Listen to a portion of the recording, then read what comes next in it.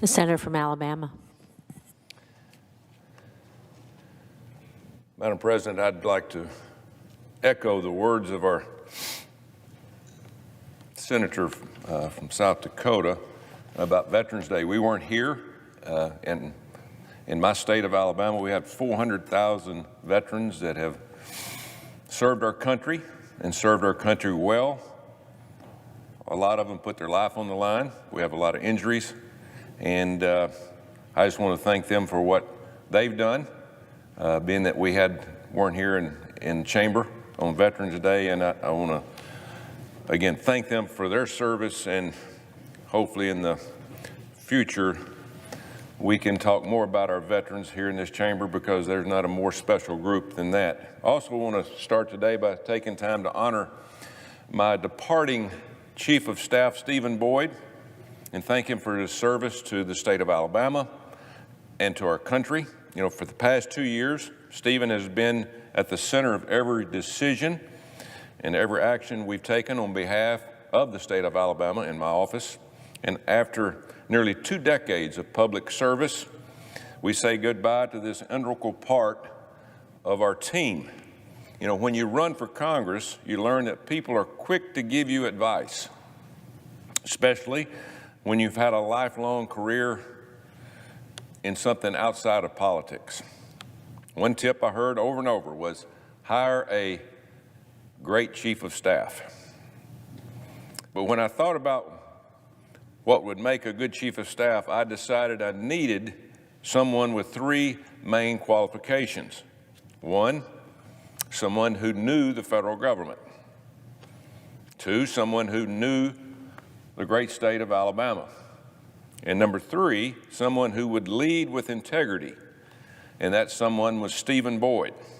Stephen brought a wealth of knowledge to my office from his time working in the House, in the Senate, and as a Senate-confirmed Assistant Attorney General for the Office of Legislative Affairs. Stephen has been quietly working in the background to help improve the lives of the people in Alabama. And I have no doubt he will continue with that sense of service and succeed in his next endeavors. So, Stephen, thank you for your service to our office. Thank you for your service to the great state of Alabama. And thank you for your continued long service to the great country that we live in. Meanwhile, our work here in Washington continues. Moving forward, Congress has a lot to do to get our country back on track with a lot of division. Last week, millions and millions of Americans across the country took part in one of the most sacred traditions that we have here.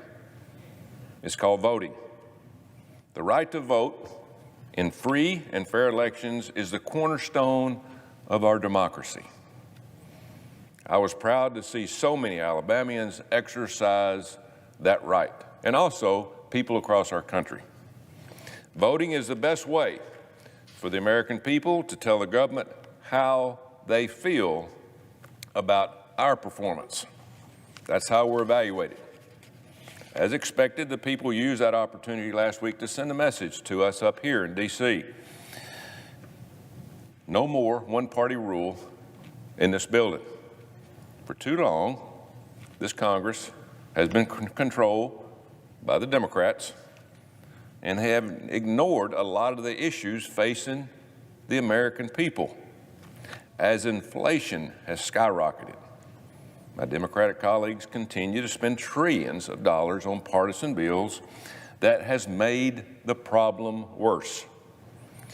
My Democratic colleagues passed the so-called Inflation Reduction Act a few months ago. You know, the name of the bill, which was intentionally misleading, has really nothing to do with the contents. There's a lot of contents in that bill, a lot of money being spent, a lot of money going to so-called climate change. Is that going to help inflation? Is that going to help the American people as we speak? No, it has not. My Democratic colleagues need to know that the legislation will do nothing, absolutely nothing, and has not done nothing at the present time to help inflation.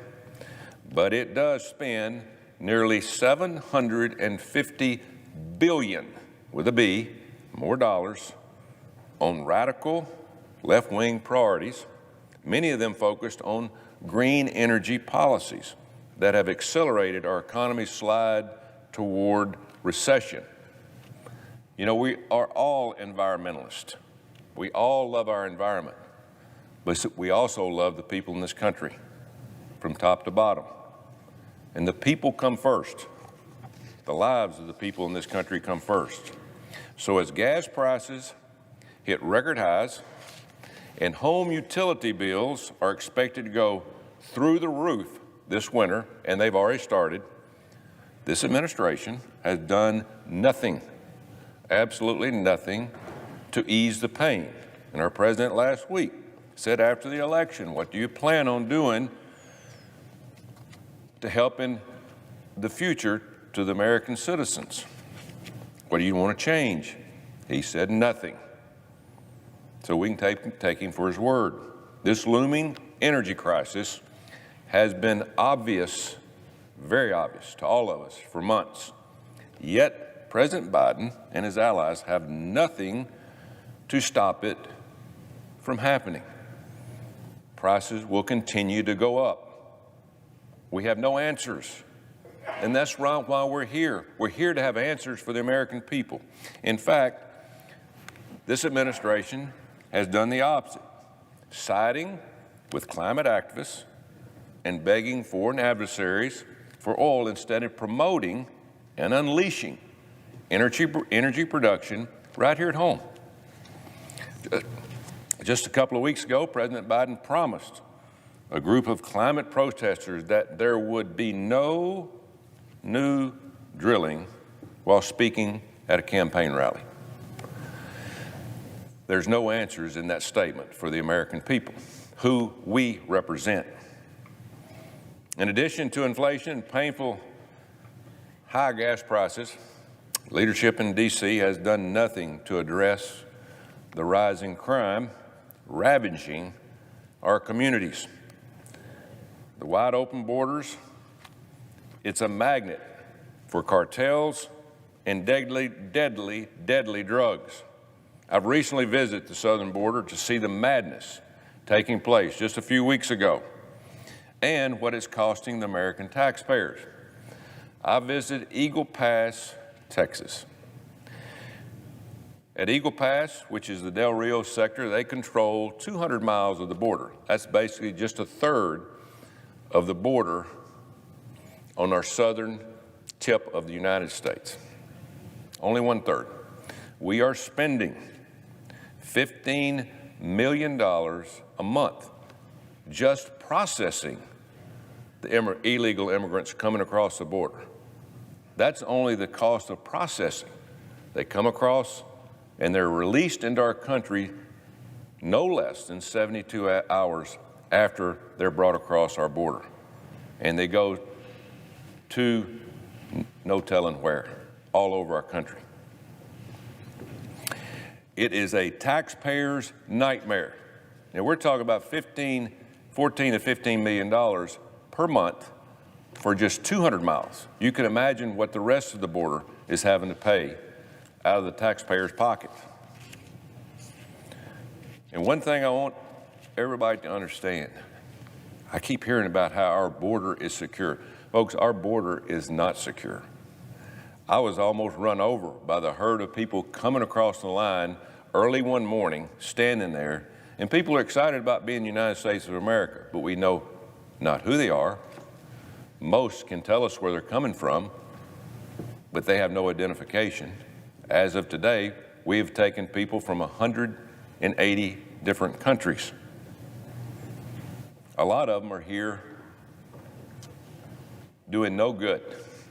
And I will tell you this, just talking to the Border Patrol, we have a lot of people coming across, maybe for a better life, but the ones that are coming across that are running from our Border Patrol, which we do not catch, a lot of them we do not see, which is 15 to 20%. When you're running from the Border Patrol at the border, when we're letting you come across, no matter who you are, and come into our country, if you're running from the Border Patrol, you got something to hide. And that something to hide usually is not going to be very good for our country. In addition to the tens of millions of illegal immigrants already in the United States, we've already had 5 million come across that we know of. And so you can probably add, as the Border Patrol said, another million to that list. Another million people here that include people selling drugs, human trafficking, terrorists. It's a scary situation. We will pay the price in the near future for this. Right now, the American taxpayer is paying a financial price. But in the near future, we will pay a price that we will have to overcome. We don't know what that is yet, but we will pay the price. The fact that this administration have ignored the border is a difficult reality for me to accept, and it should be a difficult reality for all of us to accept. We love people in this country. We are an immigrant country. We are all come from immigrants. When you're born in this country, you hit the lottery. We live in, no doubt, the best country on the face of the earth. We're very fortunate. A lot of people weren't born in this country, but we take a lot of people into our country from all different places. But they should come in the right way, the proper way, where we can recognize them, identify them, and understand that they're coming here for the reasons of having a better life, where we can help them. But right now, our border is overrun.